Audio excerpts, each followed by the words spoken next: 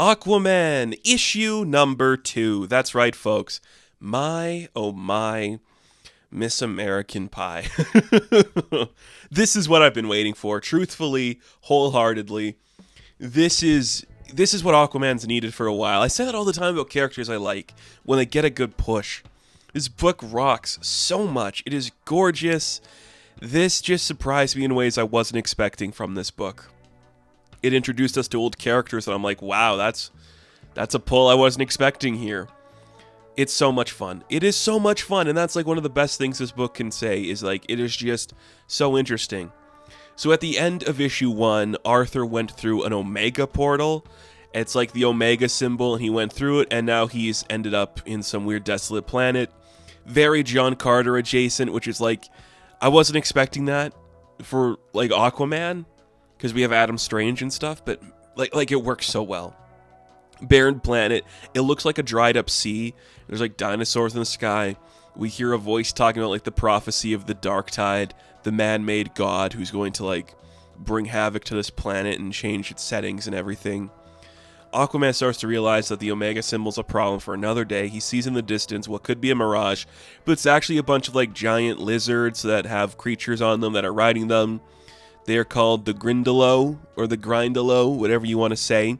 Arthur is aware of what those are. They're like a mythical underwater creature that would lure kids to their death. But here they are doing a John Carter of Mars thing.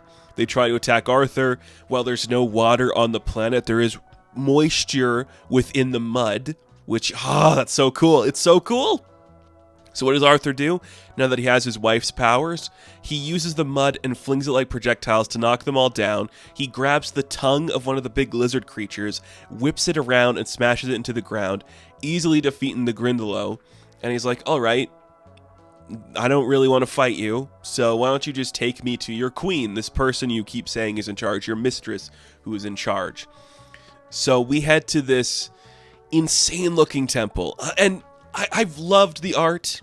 I think this book looks gorgeous. Tim's art is just phenomenal. But these things, this like the weird coral and floral design, I know like they say it's like pieced together from like float sim and jet sim. I'm not sure like if that's like an aquatic term for like some species of like weed or plant that grows underwater.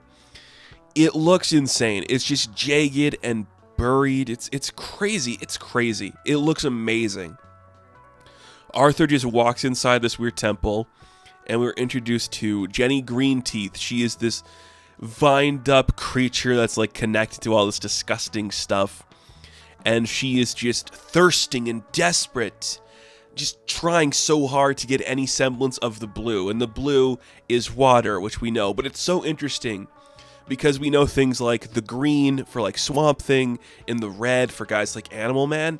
A really cool concept. I don't know if it's like a big concept they're trying to introduce here, just like making the term the blue. It's just more like the blue, the water, the bountiful thing, but my mind immediately went to that because we're seeing like a vined up coral creature talking about the like weird stuff. She's like, I just need any semblance of moisture and water that you carry, and even if it comes from your blood. So all these vines start to overtake Arthur, and he is being sucked down into this weird crevice. Not really sure what's going on. He can't really fight it. He's sitting like over top now of like a big tub that looks insane, and the blood is being cut from within his body, so it's dripping into like this big tub. Oh, what? Like, if you were to tell me where this book was going, this would not be my guess. I didn't think this would be what's happening. Like, Arthur has water powers. The first thing we do, he's away from water. He has to use mud. Like, that's crazy. And he's doing John Carter. And he might be getting his own, like, thing called the blue. But then as he's doing this, there's somebody else tangled up in the vines.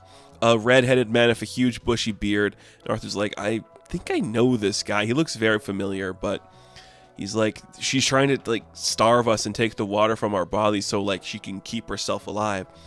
I don't know how long I've been here, but she just keeps me like this in a tricky situation. It's very scary. And he says like, it feels like an eternity, but the time in the blue is tricky. So this is kind of like some, metaphorical connection to the oceans, whatever you want to say. The guy doesn't know how long he's been there, but he saw Arthur move the mud earlier because he knows how to do that kind of stuff too, because he himself has powers. So he's like, Arthur, you moved the mud. You had the ability to move it and control it. Why don't you close your eyes and feel the water within the blood that is beneath us and absorb it back into your body? So Arthur focuses the totality of his power and sucks the blood from that big chalice underneath him, pours it back into his body to give him literally the strongest feeling ever. He can free himself and the old man. He's like, here, let me help you up, old timer. He's like, hey, I might look different, but you still don't recognize me?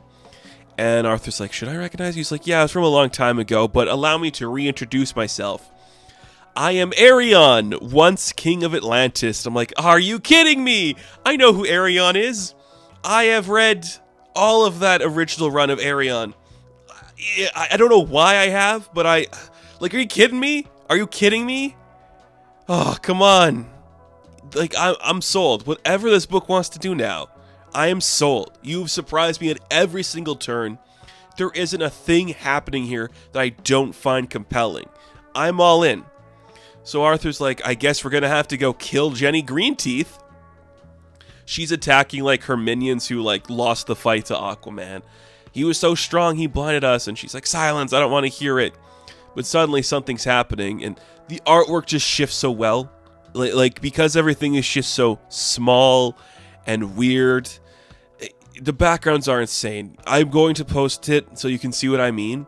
But Arthur emerging from a wave of blood through, like, the decrepit coral and vines of destroyed ocean.